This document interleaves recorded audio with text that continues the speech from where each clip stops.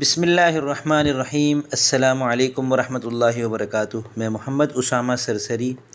علم الصرف کورس ہمارا چل رہا تھا اور باب استفعال تک ہم نے الحمدللہ سیکھ لیا۔ اگر آپ نے اس کورس کی سابقہ ویڈیوز اب تک نہیں دیکھیں تو اوپر آئی بٹن میں سیدھے ہاتھ پر لنک آ رہا ہوگا، آپ اس پر کلک کریں اور علم الصرف کا مکمل کورس ملاحظہ کریں۔ پہلے سبق سے دیکھنا شروع کریں گے تو آپ کو سمجھ میں آئے گا، ورنہ نہیں آئے گا۔ اس سبق میں ہم باب انفعال کو سمجھتے ہیں۔ یہ ایک باب ہے، اس میں کیا کرنا ہوتا ہے کہ ثلاثی مجرد سے جو فعل ماضی کا پہلا صیغہ بنتا ہے، فعل، فطر، جعل، اس کے شروع میں الف اور نون کا اضافہ کیا جاتا ہے، اور یہ جو الف ہوتا ہے یہ حمزہ وصلی ہوتا ہے، تو یہ بنتا ہے انفعل۔ انفعال باب کا نام انفعال ہے۔ انفعال اس باب کا مصدر ہے۔ انفعل ینفعل انفعالا۔ یہ باب جو ہے یہ لازم ہوتا ہے، متعدی نہیں ہوتا عام طور پر۔ تو جو ابواب ایسے ہیں جو ثلاثی مجرد سے یا باب افعال سے یا باب استفعال سے متعدی ہوتے ہیں، جب ان کو باب انفعال میں لایا جاتا ہے تو وہ لازم ہو جاتے ہیں۔ لیکن یہ کوئی قیاسی قاعدہ نہیں ہے کہ ضابطہ ہو کہ آپ کسی بھی باب کا باب انفعال بنا سکتے ہیں، ایسا نہیں ہے، بلکہ کس مادے سے کون سا باب استعمال ہوتا ہے یہ آپ کو لغت میں دیکھ کر پتہ چلے گا۔ قاموس الوحید ہے، مصباح اللغات ہے، یا پھر عربی لغات ہیں، ان سے دیکھ کر حروف اصلیہ کے ذریعے سے دیکھنے سے پتہ چلتا ہے کہ کس مادے کے کون کون سے باب عربی زبان میں استعمال ہوتے ہیں۔ قرآن کریم میں اور عربی زبان میں اگر مسلسل آپ غور کرتے رہیں تو آپ کو پتہ چلتا رہے گا کہ کس مادے کے کون کون سے باب استعمال ہوتے ہیں۔ باب انفعال کا یہ فعل ماضی مطلق مثبت معروف کا صیغہ ہے انفطر۔ حروف اصلیہ ہیں فا، طا اور را۔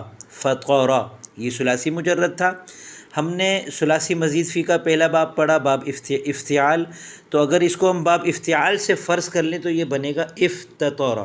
اس کو بنا کے بھی دکھا دیتا ہوں میں آپ کو۔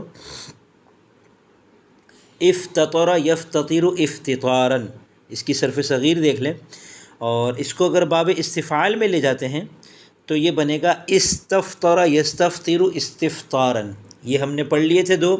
اب ہم اس کو باب انفعال میں لے کر جاتے ہیں تو یہ بنے گا انفطر ینفطر۔ انفطر ماضی ہے، ینفطر اس کا مضارع ہے، اور انفطار اس کا مصدر ہے۔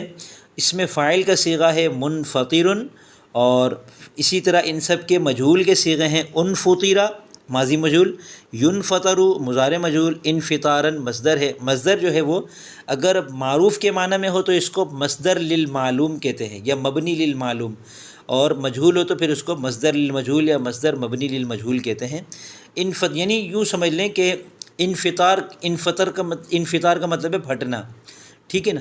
تو اب انفطار پھٹنا یا انفطار پھاڑا جانا یہ مجہول سے ہو جائے گا، لیکن چونکہ باب انفعال لازم ہے تو لازم کا مجہول کا صیغہ بنانا نہیں چاہیے ویسے تو عام طور پر، لیکن اس کا ایک قاعدہ ہے، یعنی کسی حرف جر کے ذریعے سے اگر اس کو متعدی کیا جائے تو پھر اس صورت میں لازم کا مجہول بھی بن سکتا ہے، اس لیے لازم ابواب کے مجہول کی گردانیں بھی آپ ذہن نشین کر لیا کریں۔ باب انفعال کا اسم مفعول ہے منفطر، اور امر کے صیغے ہیں انفطر امر حاضر معروف، اور لتنفطر امر حاضر مجہول، لینفطر امر غائب معروف، لینفطر امر غائب مجہول، اور نہیں کے صیغے ہیں لا تنفطر نہیں حاضر معروف، لا تنفطر نہیں حاضر مجہول، لا ینفطر نہیں غائب معروف، اور لا ینفطر نہیں غائب مجہول۔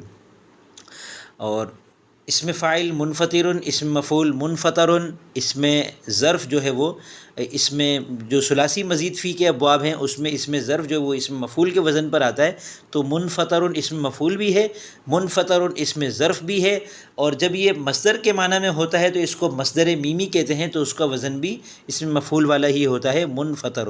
یہ قاعدہ تمام ثلاثی مزید فی کے ابواب میں چلتا ہے۔ اس میں اعلیٰ اور اس میں تفضیل بنانے کے لیے ہم کو ما بھی اور اشدو کے الفاظ کا سہارا لینا پڑتا ہے، جیسا کہ ہم نے باب افتعال اور باب استفعال میں اچھی طرح اس کو سمجھ لیا۔